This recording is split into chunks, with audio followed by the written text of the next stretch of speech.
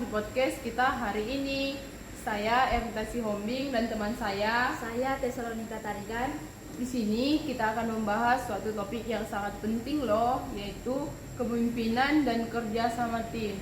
Nah, saya akan bertanya kepada saudari Tessa, apa sih yang terlintas pertama kali saat kau mendengar kata kepemimpinan? Yang terlintas di pikiran saya tentang kepemimpinan itu adalah seperti presiden, kepala sekolah, atau atasan di kantor. Tapi sebenarnya kepemimpinan nggak selalu soal jabatan. Kepemimpinan adalah kemampuan untuk mempengaruhi dan mengarahkan orang lain ke arah yang lebih baik. Nah, apakah semua orang bisa menjadi pemimpin atau hanya orang tertentu saja yang bisa? Semua orang bisa belajar dari pemimpin asal punya kemauan untuk berkembang dan belajar dari pengalaman. Kepemimpinan itu bukan bakat bawaan, tapi keterampilan yang bisa dilatih. Pernah nggak kamu punya pemimpin yang menginspirasi? Apa yang bikin dia berkesan?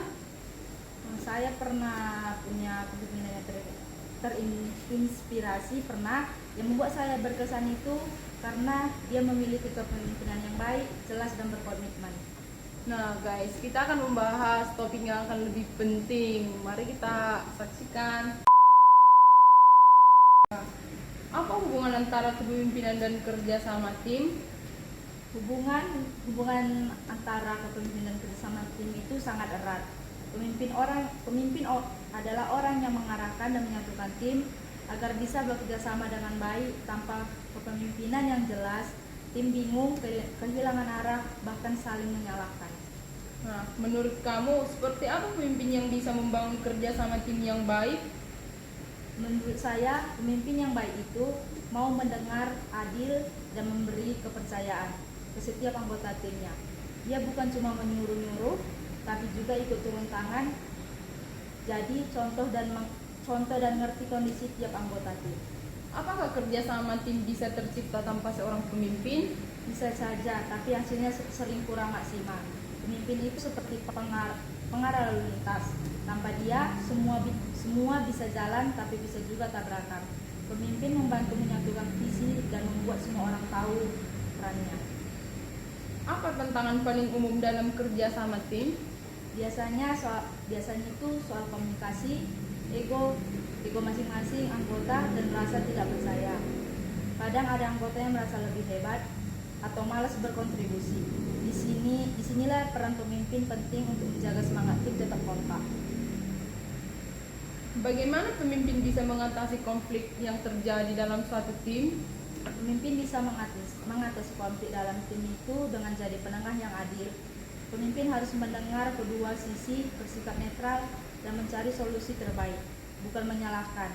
Konflik itu wajar, tapi yang penting adalah bagaimana kita menyelesaikannya. Seperti apa tanda bahwa kerja sama dalam tim bisa berjalan dengan baik? Kalau semua anggota bisa saling percaya, terbuka, saling bantu, dan tetap fokus pada tujuan bersama, itu tandanya kerjasama tim sudah berjalan dengan baik. Dan biasanya hasil kerja mereka juga akan terlihat maksimal. Nah, apa peran pemimpin saat tim sedang lelah atau kehilangan semangat? Pemimpin harus jadi sumber energi bagi timnya, menyemangati, memberi apresiasi, atau kadang cukup dengan berkata terima kasih, kerja kalian luar biasa.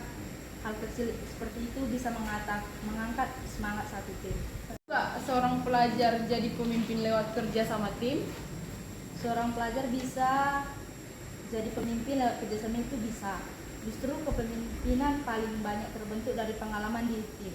Lewat kerjasama tim, kita belajar komunikasi, empati, pengambilan keputusan, dan tanggung jawab. Semua itu bagian dari kepemimpinan.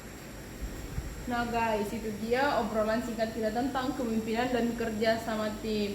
Ingat ya, pemimpin hebat bukan yang bekerja sendirian, tapi yang mampu membentuk tim yang solid dan bisa menginspirasi teman-teman satu timnya.